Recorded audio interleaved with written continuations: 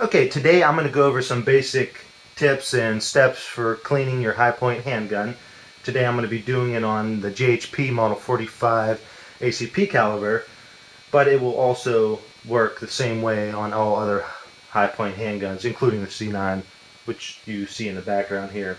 The only real special tool that you're going to need other than your cleaning supplies is going to be a 1/8 inch hole punch. You're going to use this to remove the retaining pin, the slide retaining pin that holds the slide to the frame, and some type of a blunt object to pound the punch. I'm just using a rubber mallet. I mean, you can use a rock or wrench or whatever you have laying around. High Point recommends that you clean the barrel of your high point firearm every 300 to 400 rounds, and they say that you only need to disassemble the firearm or field strip it every 1,500 to 2,000 rounds.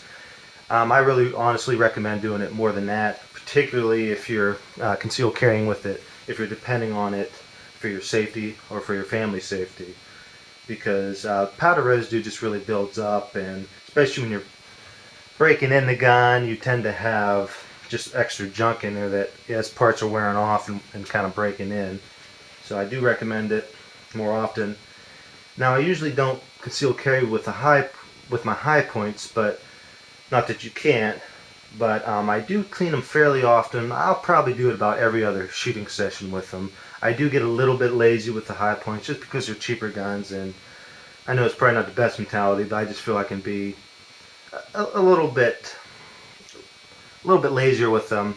And their instructions do say 300 to 400 rounds you can put through it before you need to clean, so I do kind of follow that. But anyways, that aside, let's go ahead, disassemble it, and we're going to go ahead and clean it. Now, incidentally, if you just wanted to clean the barrel out real quick, all you really would have to do is lock the slide back and just run your brush and your patches through from the end of the barrel. Now, you'll notice that there are no rounds in there, so it has been safety checked beforehand, but we're going to want to drop the magazine first of all to disassemble it. And yeah, safety check, I already did that, but I'll do it again. And just push the slide back, and you see the little, let me make sure on camera there, but you see the little notch in the slide. You're going to push the safety up into that notch, which is just going to lock the slide back. And that is going to reveal that retaining pin I was talking about earlier, right next to that red dot. So now, what you can do is take your punch, put it right on top of the pin, and just kind of hammer it down. Now the problem is the retaining pin starts to fall out a little bit. You almost have to lift it up off the surface a little bit. Sometimes I'll set it on my lap and do it, but there we go. And of course, be careful where the retaining pin goes. The retaining pin, it honestly looks like sheet metal rolled up. It's pretty cheap looking, so over time I don't know if that's going to wear out or not, but I'm sure it's a cheap part. In fact, from what I read on forums, if you have any problems with something like that, all you have to do is contact High Point. They'll mail you out another one in a couple of days. So they have tremendous service, and they actually do that at no charge, or at least so I read on the forums. Now, once your retaining pin is out, okay, sorry, let me get in position here. Once the retaining pin is out, just go ahead and push your safety down while gently letting the slide go forward. Now you're going to want to pull the slide back now that you have a little better grip on it, and lift up on the back end of the slide, and you're going to notice that it's going to lift up off the frame. Now release the slide slowly, as there's still tension on the spring, on the recoil spring, and it has a tendency to fly out if you're not careful. If it does, well, you can catch it. It's not a big deal. So here we have it disassembled, and really there's not too many parts to worry about. However, I am going to go over some. Okay, the next thing I'm going to do is grab a hold of the slide here, and I'm going to pull these pieces out here. On the very end you have this piece, which is a slide retainer. This is what that pin fits through to keep the slide attached to the frame. And all these parts here have a habit of falling out while you're cleaning if you try to leave them in there. Plus, we're going to clean down in this groove anyways. And you're going to go ahead and just let the spring fall out. In fact, there's two springs. We got a longer, skinnier spring and a shorter, fatter spring. And just go ahead and lay them down in a safe spot. And the next thing we're going to do is get that firing pin out. Now, typically it will slide out on its own, but it looks like there's enough junk, enough powder residue to keep it in. And I'm just going to gently push it out. I know it's probably hard for you to see, but I'm just going to push it out. There we go. And that's the firing pin, and we're also going to clean that. But down in this groove where the firing pin goes, it really gets very dirty in there. So the first thing we're going to do is actually just clean this whole slide. It's filthy. And obviously everyone has their own techniques on cleaning. It's not down to a particular science or real strict science. But I'm just going to take a cleaning patch, pour some Hoppies number 9 on it, and just start to clean all around in there. And you can just see how filthy it is already. I've only probably put maybe 50 rounds through it. And I mean, it was reloaded ammunition, and I don't know, maybe it's just a little bit dirty than standard carry. But definitely dirty. And you can just see the filth getting on my hands. And I'm going to go ahead and get another patch here. And use as many as it takes to get it clean. If you have it disassembled, you might as well give it a good cleaning. It usually doesn't take any more than 10-15 minutes. Honestly, since taking a video of it, it's taken a lot longer, but you can still see how dirty it is in there. I always put my finger in around there where the barrel fits out. Get that. Just go all along the sides there. Do what we can to get all that filth out.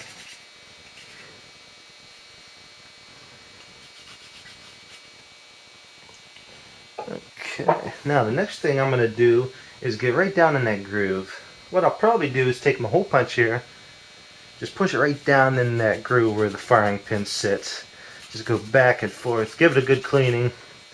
Again, you can see how dirty it is in there. And I mean, if it got too dirty in there, it could inhibit the firing pin from, well, of course, releasing and firing properly. As it was already stuck in there a little bit when I was trying to pull it out.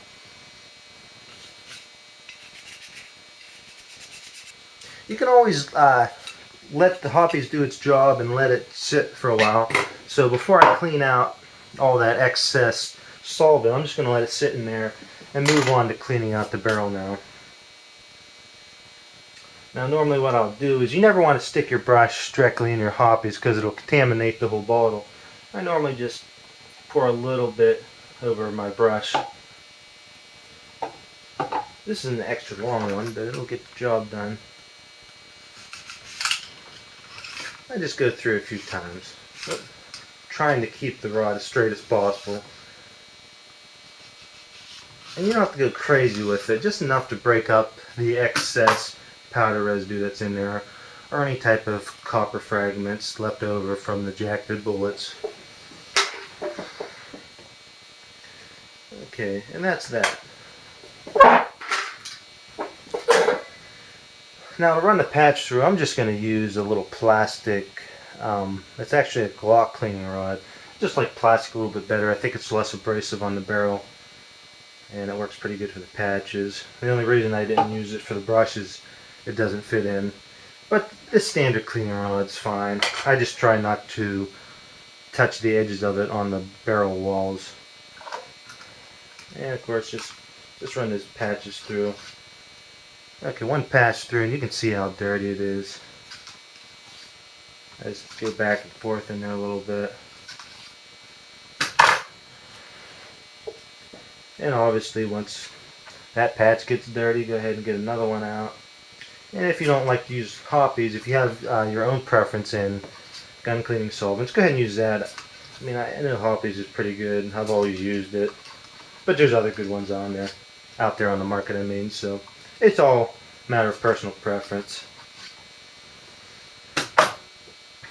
Now often what I'll do is when you get a patch like this, it's not too soiled yet, I'll pour a little bit more on there and clean another part of the firearm. And you can kind of tell this feeding ramp is filthy. So I'm going to go ahead and clean that feeding ramp off, and you can see how much came off on there. A good clean feeding ramp is important because that's where obviously your round feeds in onto.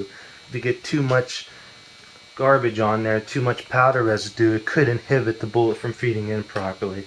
So I'll clean it all in there, even in the chamber there. I just try to get it as clean as possible. Now another thing you can do is if you have a brush, a little copper brush, okay, I haven't set it out, you can kind of use it to get in there and break some other stuff up.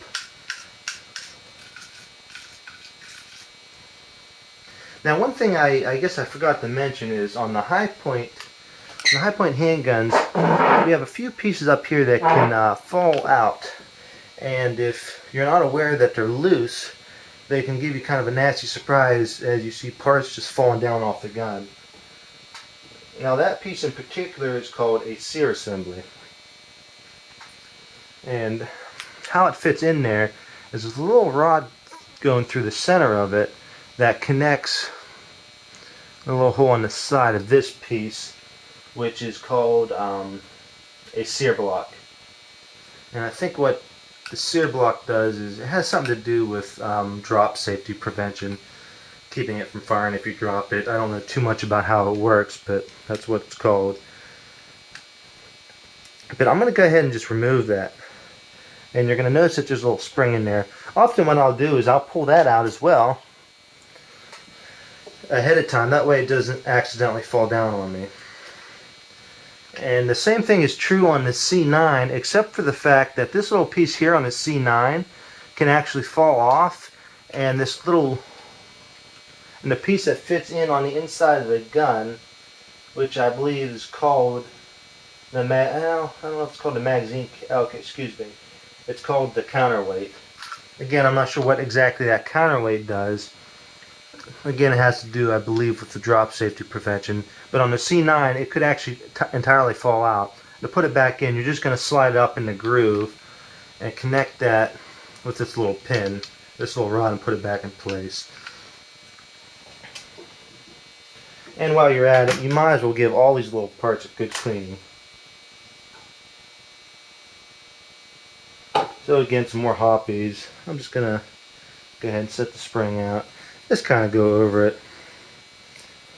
I mean, you don't have to be extremely anal on the cleaning, but it's good to at least wipe it down a little bit. Now in particular, the firing pin, I definitely like to get that good, since it's a pretty important part of the workings of the handgun. And just get that real good and it'll clean right up.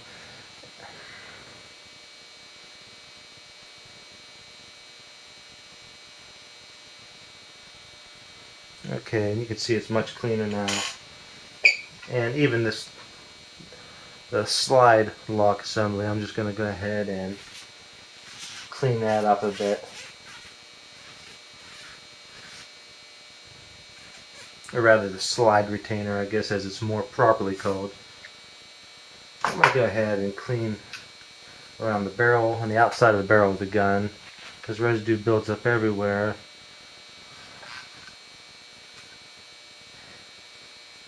Just really get it all over. Even the frame I clean, because the residue is just, like I said, probably about 20 times already, is residue just built up everywhere. So don't be afraid, just get all around there, get everything, get it all nice and clean. Now I'm going to go back to the slide for a minute, and one part that I always like to get extra good is the extractor. I can think of what it's called for a moment. The extractor is just this little arm on the right side of the slide that actually grips the cartridge. as it's being fed into the chamber, and of course that same arm will grip it and pull it out of the chamber after you fire it to extract and to expel the round. So I'm going to get really good right to where the firing pin comes out and right under that extractor arm. You can see how filthy it is. I tell you what, it can take patch after patch to get a gun perfectly clean. And I don't think that you have to make sure you get off every little bit of dirt, but mainly the excess. And you can get, I would say, about 90% clean, and at least during your average cleaning. If you ever borrow a firearm, it's always good to return it back in good shape, and then you may want to spend a little extra time to make sure it's 100% clean. And sometimes I'll even fashion the patch and slide in such a way that I can get that patch underneath and just kind of go back and forth, getting it very good. Okay. Oh, look under there where the guides where the recoil spring goes. It's pretty dirty under there. So I guess that's another place it's good to get. Problem is that I don't like about cotton patches is they leave little fuzzies all around. Try to get them off too. You don't want them getting stuck in them. Okay, I think one more patch through the barrel. Pretty good. Now one thing I always do is look at the barrel, see how clean it is, and let's see if you can tell. You can kind of tell it's pretty clean on the inside there. So that's always a good sign.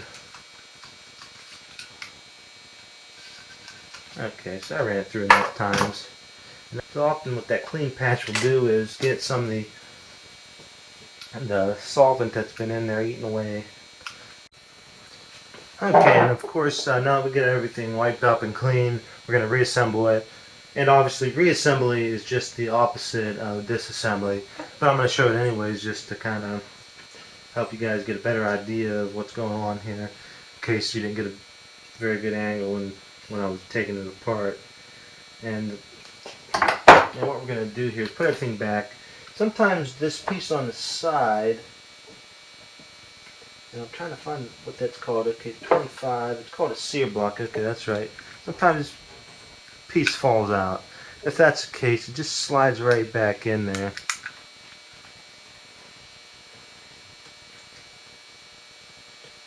Then we're going to go ahead and take the sear assembly, put that little tiny spring on the inside, on the bottom, and go ahead and drop that right back down in. Now you're going to note that that notch is going to face towards the back of the gun, and you're going to want to make sure that the side of the pin fits right on that sear block, like so. Okay, so that's in. And the next piece is going to be taking the firing pin, putting that back right back in the slide, and just pushing it down. And I will normally put the big spring back in, although it doesn't really matter the exact order because the little spring is always going to fit inside the big spring.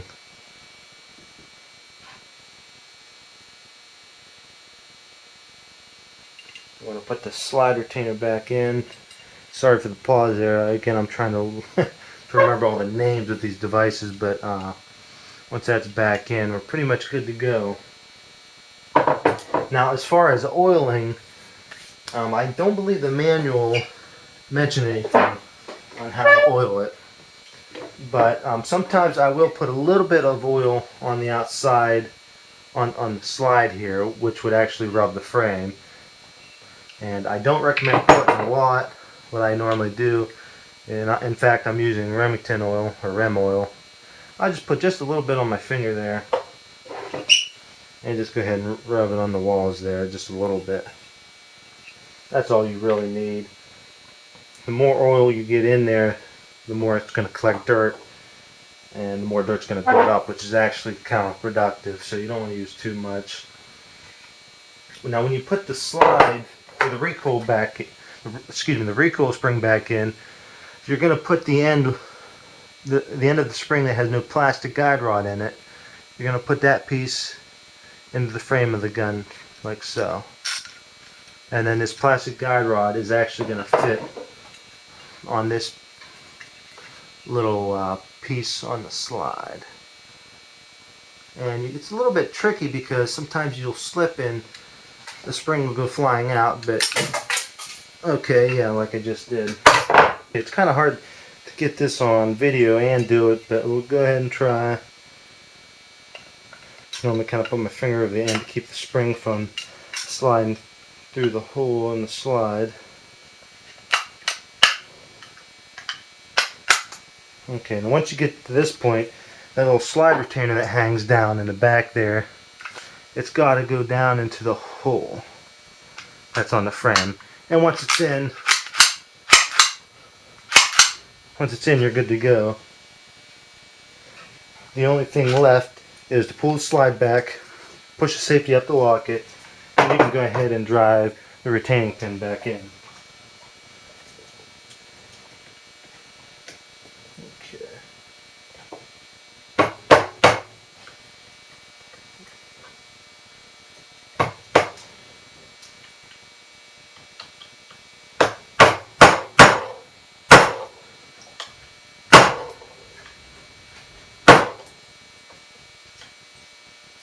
And you just want to make sure that the retaining pin is on the inside of the hole, that way it's not sticking out on either side.